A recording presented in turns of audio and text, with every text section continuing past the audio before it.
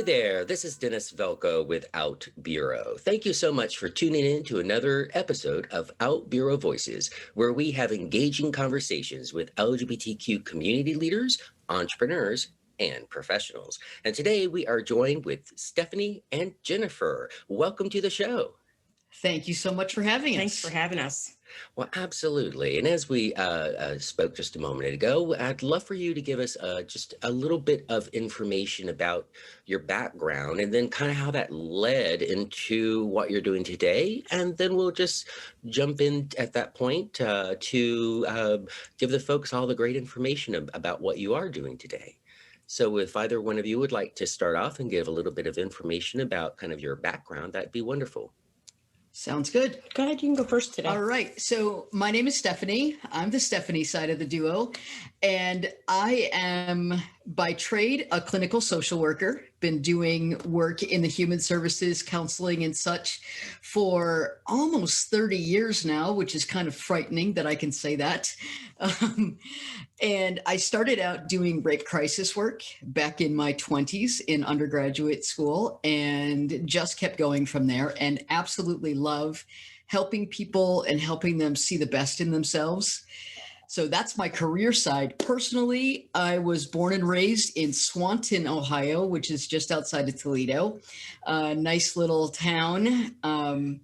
Spent about 18 years there. And then I ran away from home as soon as I could and moved to Boston, where I could start to breathe a little bit and still had no idea that I was queer at all, and lived there for 10 years and then figured it out. And so I came out at 29, and it's been a rocky journey, as most of us have, several relationships, but a year ago, I married the love of my life, Jennifer, right here with me. And, you know, we're kind of living happily ever after these days. It's been a fantastic ride. Well, awesome. So Jennifer, give us a little info about your history. Sure. Well, as Stephanie said, I am the other half of the duo, Jennifer, and I am originally from the East Coast. So I was born and raised in New York, New Jersey, and a little bit of Connecticut. We kind of moved around a bit. And then I moved out to the Toledo, Ohio area in the 90s because of a relationship, the one I had prior to with Stephanie. And so I've been here ever since. And my background, I have a bachelor's degree in psychology. I have a master's degree in criminology. I love to study how the brain works and how it affects behavior. And so that has now led me into working on a PhD program in metaphysical holistic counseling. That's quite the mouthful. And I'm also going to be considered an ordained minister very soon. So we're going to kind of step into the realm of helping folks with getting married, some premarital coaching in the LGBT community. And, you know, that's pretty much me. I've been out since I was 17, so I'm not really a late bloomer. But it took me a while to find the love of my life, but I am extremely happy now.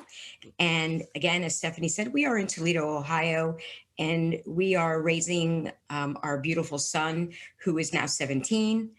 And it's just an amazing ride. Very cool. That's kind of a little bit of my background. If you don't mind me asking, is there a particular denomination, or is your you mentioned you're looking to be shortly ordained? Is that in a particular faith? In metaphysical, you know, it's a metaphysical path. So the kind of a new thought error, you know, it's more spirituality than it is really religion. And, Gotcha. You know, we kind of look at it as, you know, the religion of love.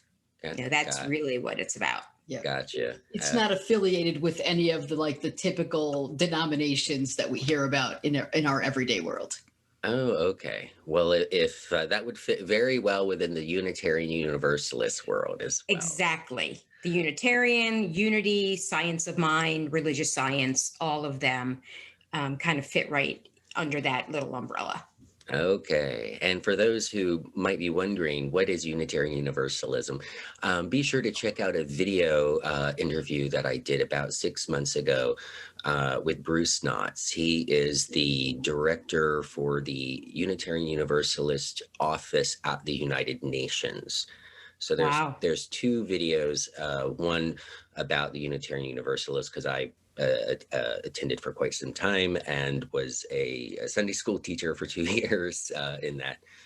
It's hard to call it a faith, really, because it respects all faiths and non-faiths. You can be pagan, you can go there, you can be atheist and so forth. So just wanted to give a good plug here for the Unitarian Universalists, and that's at uu.org, if you'd like to look up a location near you. So wonderful. Wow, such a very interesting and complementary background. I can see why you probably both get along so well, because you have that same kind of core background, in the sense of focusing on kind of the mental health and the safety and so forth of others. So that's a great segue into delving into what you do today. Awesome. So, what we do today is quantum relationship coaching. And the quantum part, we've already sort of talked about that with Jennifer's metaphysics. And we're both metaphysicians where we believe in the mind, body, spirit. We focus on frequency, the frequency of love. And so the way that we go with our coaching and the way that we help clients is helping them understand themselves, who they are, mind, body, and spirit, and then how to live in that space of their authentic self, and then how to set boundaries based on that, and then all of the communication skills that we need to have healthy relationships. And we work primarily with the LGBTQ population. Okay, well, very interesting. But you actually said a lot in a very short time frame there. I did. We can unpack that. Yeah, because I get every word that you just said, but some people in our audience might not quite understand it. So Sure. if we could kind of delve into kind of each part and unpack it a little bit, that would be wonderful. Fantastic. Absolutely. Absolutely. As Stephanie said, mind, body, and spirit, there is a connection that we all have to oneness in our universe. And so there is a higher being, a higher power. And depending on your belief system, that could be Mother Earth, that you could call that person God, Christ, spirit, higher power for folks that maybe are in a 12-step program. So there's many terms, Buddha, Allah, whatever you may call it, but there's something out there that is greater than us that keeps us all connected. So Yeah, and if I could interject there too, sure. for folks, even just on a purely scientific level, everything is connected. So if you look at the quantum physics and so forth right now, there's called quantum entanglement. Yes. And so folks, Google this. I'm not making this shit up. So, and you look at, we are all energy. All of our atoms are all energy, and we all radiate a frequency. Our brains, brain waves, alpha, delta, theta, etc. Okay, this isn't ookie dookie weirdos, hippie stuff here. But this is cutting edge science. This is cutting edge science. Yes, it is. And so, so folks, start watching a few YouTube stuff. There's several groups on outbureau.com. One is Law of Attraction, but you can start a group. Anyone can start a group. And because I like to share, videos that I find interesting, inspirational, and so forth in various groups, and and there's open groups which everyone can see the content of, but you have to be a member to engage. Or there's private groups where only members of the group see the content. And that's like, for one, on like men's fitness. I know women don't want to see a bunch of shirtless guys doing workouts and so forth on OutBüro. So that's a private group, and it's not to be exclusive. It's just being respectful. So if a female wants to join that group, they're more than welcome. However, so just letting you know, there's that, and there's also secret groups, meaning that it's a group that isn't publicly visible, but the creator and moderator of that group can invite other people to it, and then only those people see that it exists, and of course be on the back end. So anyway, just wanted to kind of give that little bit of info where, if you're interested in quantum physics and what leading minds in the world are talking about, there's lots of YouTube channels out there. So I just wanted to give a little bit of due respect to what you were saying, because, if this is new to someone, they might, immediately go, oh, this is, just hokey dokey stuff, right? Woo woo. Yeah, it's woo woo. No, yeah, and it's not. This is real stuff. Yeah, it's very real stuff. So please continue. So talking about kind of each phase. Okay, go ahead. And just to add to that, like Stephen Hawking. Everybody knows who Stephen Hawking was. There was a film about him. He was working with this kind of material. So, it's not esoteric. It's coming into the mainstream. So it's very interesting stuff. So the way that we think about this, when you think about the frequency, so we carry a frequency, and I love talking about this. I think it's a beautiful place to really start.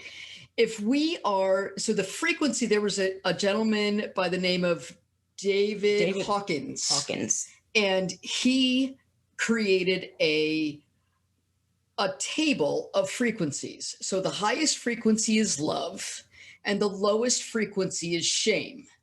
And he uses muscle testing to figure out where things are. And if you haven't heard about muscle testing, again, use your Google, let your fingers do the walking. And so shame is the lowest vibration, and love is the highest vibration. So we all vibrate somewhere. So if we carry a lot of shame, we are vibrating at a very low vibration. It's, we might feel depressed, we might feel sluggish and tired. And guess what? Our lives are going to be a little bit chaotic because we're pinging from one thing to the next. And our program, the work that we do, is about meeting people exactly where they are on that spectrum and helping them truly raise their vibration and clean up their life and face those shame triggers, so that they can heal them and move up the spectrum, so that they can, we all have this ideal about how our life should be, and that we're going to meet the partner of our dreams and have the relationships of our dreams, not just romantically, but with our parents, with our friends. And the higher our vibration goes, the better our relationships get. And the better people we attract into our life. Right. So if you're attracting the same scoundrel into your life all the time, okay, number one, stop dating for a minute and look at what your vibration is and say, ooh, I've got some stuff to clean up, so that scoundrel isn't even on my radar anymore. Right. And that's why sometimes people will go, oh, I keep attracting the same kind of guy or the same kind of person, it's like, well, guess what, sweetie, you got to work on you. Right. We have to look in the mirror and see, because the world is a mirror. We are the reflection. Everything that's around us reflects who we are. So if you're continuously attracting people that don't treat you well, then you need to kind of look at, one, how do you treat yourself? And what's that internal dialogue that's going on all the time? One of the things that I love to use, and again, this kind of makes it real. If I only love myself 20%, how do I expect Stephanie to love me more than that? She can't, because that's all I'm offering. So that's all I'm going to get back. So if I want someone to love me 100%, I need to love me 100%. And I did not love myself for a long time. And that's why I didn't have relationships that were good and strong and connected. It wasn't until I did the work to raise my own internal vibration that then my external vibration was radiating out. And then I attracted the love of my life. And that is what we do. That is what we do with folks. And, so we have people say, well, but I'm not in a relationship. So how can you help me? Well, as we just said, if you're vibrating down here, then that's all you're going to keep attracting. So let us help you figure out how to get up here. So then you will attract people that are at the level that you're looking for. Yes, and to kind of reiterate that point and that you stated earlier and tie it to that, I love quoting RuPaul's thing, honey, if you can't love yourself, who's gonna, right? Right. Right. So yes, you might not be in a relationship now, but you're in a relationship with yourself. Well, and who among us is not in a relationship with somebody? Somebody. Yeah. Unless you live in a family, cave on friends. top of a mountain and you see nobody ever, you're in relationship with everybody you come into contact with. Correct, because relationships just aren't getting frisky in the sheets. No. Relationships are friends, family, because all of those things too, learning to love yourself and letting go of other people's bullshit baggage that may cause you to have shame because they're touting this thing in the ancient mystical scripts, otherwise called the Bible and everything else, and might be constantly saying those things to you that makes you feel ashamed. Maybe that's your parent, maybe that's your grandparent, and you want to have a loving and respectful and everything else relationship with that person, but they're not respecting you. Right. And you're allowing that to happen. Right. So we don't have to let anyone into our inner circle that we don't feel we want there. And that includes biological family sometimes. it sure does. And that's where our boundaries conversation comes in. It's like, where is the boundary? We can let people into our inner circle, our middle range, or our outer range. We don't have to let everybody in to our closest self. And when we start to feel better about ourselves and learn what we're willing to have in our lives and what we're not, then we can start to think about, okay, that's not okay, and back up. And we don't have to let that into our inner circle to continue to create the chaos that we are just sick and tired of. Right. We just did a training last night and we were talking about the topic of internalized homophobia. And one of the things that we were talking about last night is that it's okay that your family may not get it. They may not understand who you are and your lifestyle, but that doesn't mean that you have to allow them to disrespect you. It's okay if they don't get it. And you can accept that they don't get it, but they still need to respect you. And if they don't have to be in your inner circle. You don't have to allow that. That's absolutely correct. I've gone through that in my own personal life. Yep. Me too. So it's sad. It's unfortunate. But, you can't change other people. The only person you have control over is you. Looking in the mirror. That's it. That's why I say it's a reflective universe, because that's all we have to change is what's going on in us and around us. Very good. And so if you could, I don't remember all the points that you brought up earlier, but let's talk a little bit maybe about kind of how you work with your clients. I heard you did a training seminar, whatever, last night. So is it mostly like, group video chats, or just, kind of walk us through kind of the typical process with a typical client? Sure. Well, we have multiple ways that we work with people. We have a very large free group on Facebook where we go in and we teach once a week on Thursday nights for half an hour. And it's on various topics that kind of fits under our umbrella of things that we believe that are key areas of growth in relationships. And then we post in that group throughout the week, just helping people in general and, just that sort of thing. And then we have a group and individual program, our signature program. We bring people in and we do lots of assessments to help them understand exactly who they are and their relationship styles, how they interact with people, so that we and they start having a really good understanding of exactly where they are in the moment. And then we kind of create a plan of the things that we need to work on over the 3 months that we're going to be working intensely together. And there's a group portion and an individual portion. So if it's a one person, we will work with them every other week in an individual session, which will probably go 90 minutes every other week. And then on the opposite weeks, well, actually, it doesn't have to be opposite, but on the second and fourth Tuesdays, we do a training for all of our signature clients together where they can bond and talk with each other. That's in a Zoom room. So that we do a little bit of teaching and a whole lot of support grouping where people are bonding and connecting.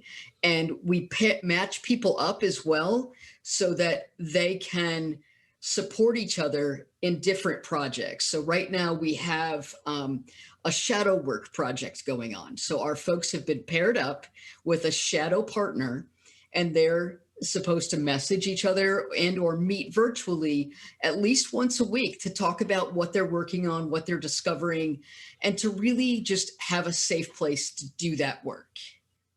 Okay. And if we have a couple, we kind of up level it a little bit. We meet with each of them individually and as a couple, as well as the group. So everybody will always be in the group. Individuals will get every other week, and couples will have 2 couple sessions a month as well. Okay.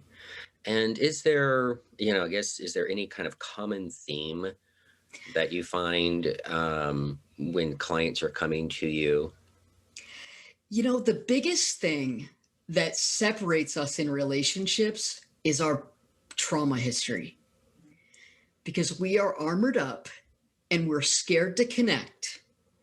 And so we have to break down those walls and learn to love ourselves in spite of all that trauma history and heal some of that so that we can learn to be vulnerable with each other.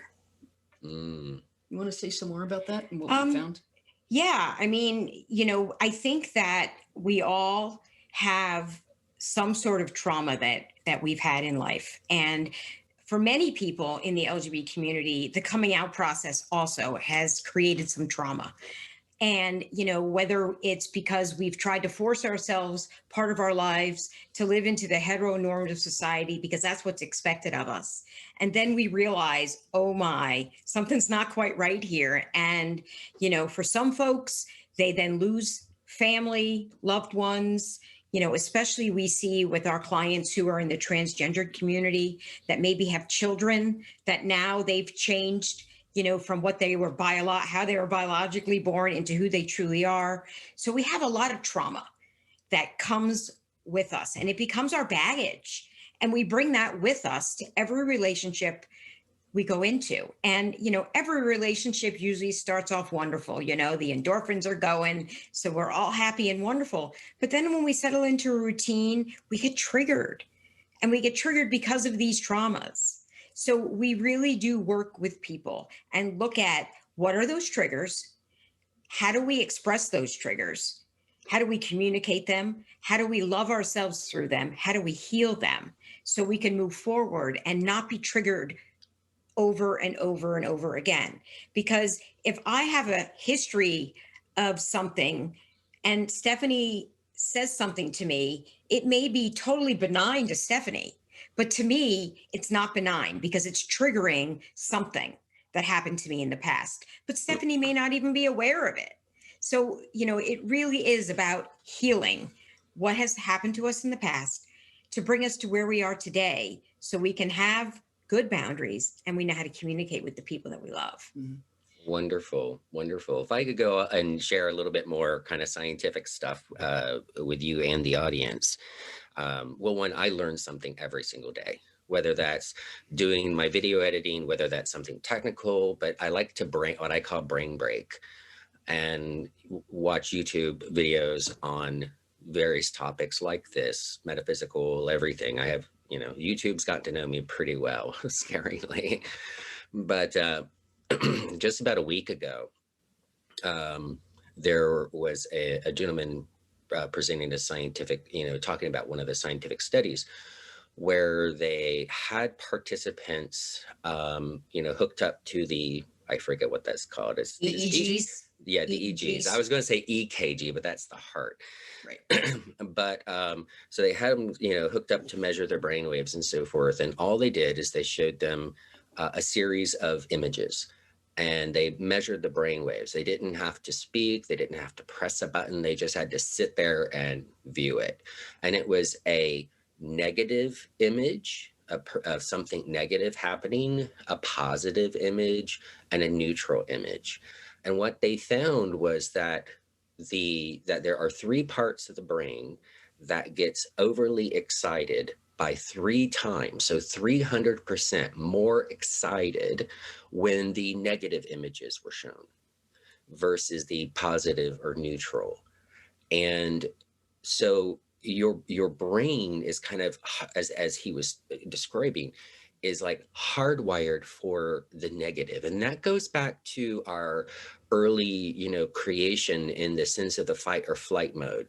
Because if you're Exactly. walking down a path and there's some bushes and you see like a big, like dark gray figure, you immediately, your brain immediately goes, or, okay, so folks, let's take that out of the picture. I know I do this all the time because I walk for like an hour and a half a day. And, but right now I'm right beside a cow pasture. And so as I'm walking down there, inevitably, there's this like swiggly stick on the ground. And I don't know why I haven't just picked it up and thrown it back into the woods, because every time I pass it, every single time, if I'm not actually thinking about it, I'm just like, as soon as I see it, it's like, ugh, I'm thinking it's a snake, because there are the black garden snakes, and I know they're pretty harmless, but still, who They wants? startle you. Yeah, I would never date a person who owns a snake. Sorry, guys. Me either. But it's that kind of like fight or flight, that Mhm. that instant, and so your brain, before you even really see it, your brain is already going into that fight or flight mode. Mhm. And it's only then once you have time to then consciously recognize, oh, it's not a snake, it's a stick, then your brain calms down. But we were designed that way by Mhm. God or aliens, whatever you believe. Right. We were designed that way to protect us, Mhm. because if we were the opposite, we would get eaten and beaten and everything else, right? Yep. So because that shadow was actually a saber-toothed tiger. It wasn't That's just a right. shadow. Mhm. So it was actually a survival mechanism that Yes. our brain either naturally, God or aliens created. Okay. Mhm. So there's another part of the science that of the brain as well. And that is because of that 300% more, your brain naturally thinks of negativity more. It's more Yes. of an effort to think positive. Mhm. Yes. So, and again, folks, Google it. It's everything I'm telling you is true. And so then also, when you think of something, you get that instant thing. Like if she said something that triggered you, right? Well, that's because it's a thought. As you're sitting, laying in bed, or doing your walks, or doing your laundry, and if you keep ruminating over past negative conversations, or if that person says that to me again, I will do. Well, okay, well, that's continuously creating the neurological pathways connections, because when those neurons connect based on forming and reliving those memories, Mhm. Mhm. you're every time you do it, you're making it strong, or you're keeping it intact. But actually, those can relax and go away. Mhm. And so when those neurons actually create that almost permanent bond with each other, that becomes those instant triggers that you immediately go to.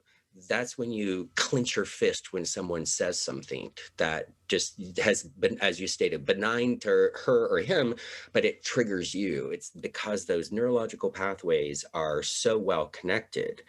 And but those can be relaxed over time, and it's about focusing. It's not ignoring, it's dealing with, Right. so that you can own it and move on from it and stop that repetitive regurgitation in your Mhm. mind, and so forth. So anywho, just want to kind of share that with folks. I've mentioned that in the past on the show as well, but this was very in my I like to make sure folks again know it's not woo woo stuff, Right. Right. that this is actual science. It is. And having a guide, having someone to coach you and guide you and be your support, and the network of other people I think that you're doing is absolutely wonderful. Thank you. Thank And you. we really love it. And we are very trauma informed in our work. And we are, it is so interesting to start looking at exactly how those trauma responses are impacting us in our daily life. And we are working with some rather cutting edge science in the psychology world, where, because when we are very triggered, we're actually able to shut off from our bodies. And that's also a safety thing. So like think about the hunter gatherers or the people at war, when they are in a fight, they don't want it, you don't want to feel your body. Like if you get a little graze from an arrow or something, you want to be able to keep fighting. So you kind of turn that off while you're in that fight or flight. And so the work that we're doing is also helping us reconnect to our bodies, and we're not just a talking head walking around. And Mm, so that helps us re-engage the heart, which is where we intend to be, but we've gotten so used to just being talking heads. I mean, I love this statistic, or this thought. How many words were in the Gettysburg Address? And I'm not going to be able to tell you exactly right now. I don't I'm going to know. have to Google it. But there are more words in headline news today than there were in the Gettysburg Address. Mm, So we are getting bombarded with thoughts every day, mm, over and over again. So we're just talking heads. And we want to help people get more into their heart space and more into that love space. And the head is safe, right? It doesn't have all the emotions. I can just go think about something else. I can go do something else. I can run away, in with a video game, or let me read another article or watch another YouTube video so that I don't have to feel that feeling. right. And it's hard work.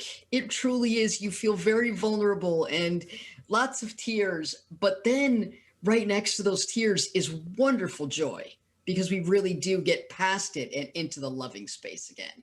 Mm, And, Jennifer and I are a perfect example of this. We've been together for 12 years with a little break in the middle when we broke up, because we both brought our trauma baggage, and we spent about a year or so that was just heavenly. And then our trauma triggers started in, and some different things happened in our relationship. And we stayed together through that for 6 years. And then the bags just got too heavy. And we had become so estranged emotionally that the only thing to do was to separate. We weren't any good for each other anymore. We were not any good for our son.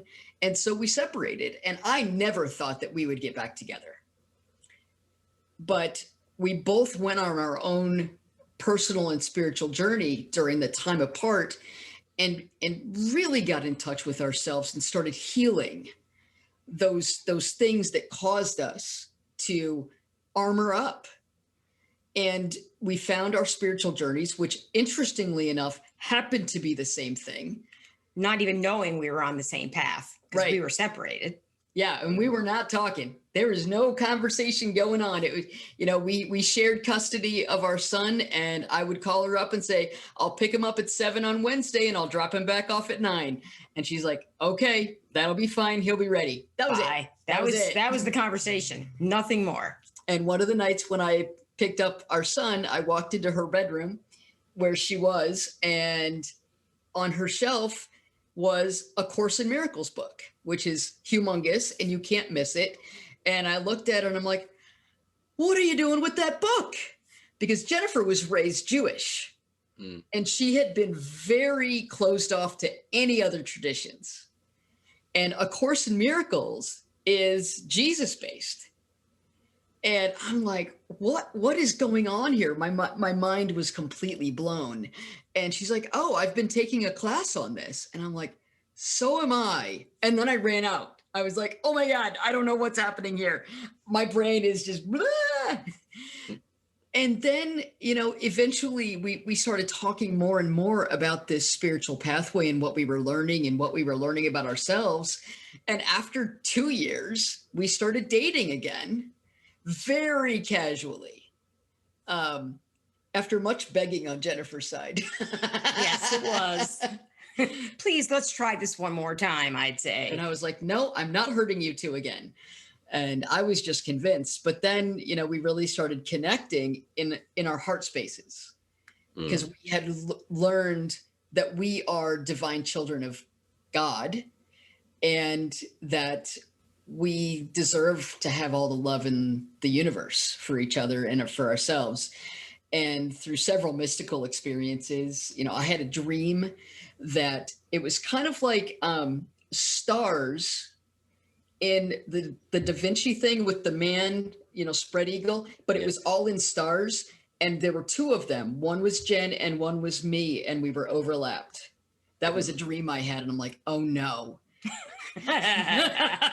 We're destined. We're destined to be interconnected in the galaxy. Oh my, too funny. It was. So, we did end up getting back together. And one of the things the tools that we use in our work, which is something that we developed with each other, I started noticing my triggers. She would say something and it reminded me of our early days. And I would say, oh, that was a trigger. Let me just tell you what it is and how I'm reacting to it.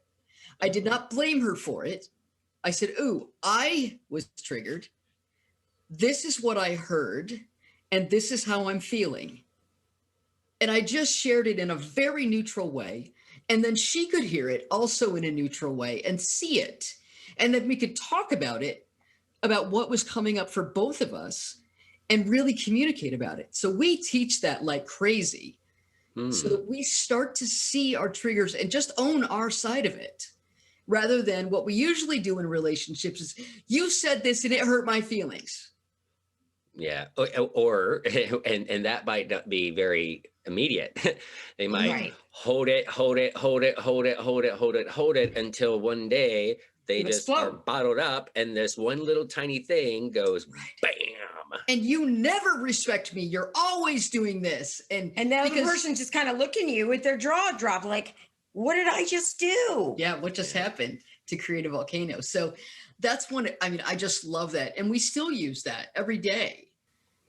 Something will happen, somebody will say something, and not always with her that she's done something, but like something in the environment. It's like, ooh, that was a trigger. And I'll be able to connect it. And so me connecting it is healing me, and sharing it allows us to be closer. So true. That's wonderful. I love your openness to share your personal story with us. And one thing I'd like to add too, since we're talking about the heart, is it's again, YouTube it, folks, or whatever. But it's been proven that the heart actually contains neurons just like the brain. Yes, we have more electrical energy in our heart than in our brain. And that is scientific. That is true fact. Yes, and that's not just the muscles action happening. No, folks. It's literally it's the nerves, brain, neurons. Right. Yep. Yeah, it's nerve, it's energy that we're emitting. Yeah. And I'm going to add one more to that. We have more dopamine receptors in our belly than we have in our brain. So when you have a gut feeling, it is completely wired to your brain by your vagus nerve, which is the largest nerve in your body. It connects all of your internal organs with your brain, and it's got 9 or 11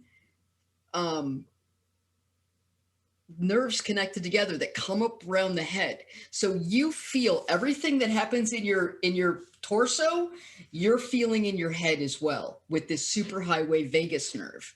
Right. And that's why they call it a gut reaction and a gut feeling. Right. When you feel it there, that's telling you something. Don't ignore it. Right. Every time I ignore my gut feeling, it doesn't turn out well.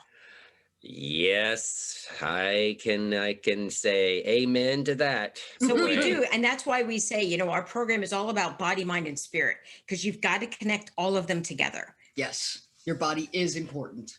Yes. Boy, whenever in just relationships, it's like for me, whenever I've ignored those gut feelings, those have been the biggest train wrecks. Absolutely. It's gotten me the worst places when I don't. Or the worst regret, just because it's like, oh my gosh, what have I gotten myself into? Exactly. Yes. And well, so interesting. I'm so thrilled that you guys also share my concept of having that science and put it into the words that people can understand, and again, helping and coaching and being a guide. That is great. So is before, I know we're running up on our time here, so is there anything else that you guys would like to share before we say goodbye? we would love to let people know where to connect with us. And we will have links in the show notes on all the platforms. We have a website. Our business is Enchanted Awakenings, and enchantedawakenings.love is our website. Oh. Our group on Facebook is also called Enchanted Awakenings, that Stephanie talked about, where we do all of our free training. It is a private group, so there are questions that people need to ask because it has to be a safe zone for everybody there. And the next thing we are going to be doing, so watch for this, is we are going to start a group right in OutBüro also. Oh, well, wonderful. To help people with relationships. Wonderful, wonderful. I will look forward to seeing that grow. So, and of course, again, we will have links to all of that in the show notes, as well as to Stephanie and Jennifer's profile on OutBüro, so that you can directly connect with them. And then once you have at least 30% of your profile completed, you'll be able to connect with others like Stephanie and Jennifer, and then direct message them, join groups, etc. Well, it has been an absolute delight speaking with you guys today. Yes, we just had a great time. Thank you. Thank you for having us. Awesome. And thank you, everyone, for staying tuned to this episode of OutBüro Voices. You've been listening to Stephanie and Jennifer of Enchanted Awakenings.love. Be sure to connect with them on outbureau.com, where you are welcomed. Thank you so much. This is Dennis Velco. Bye-bye.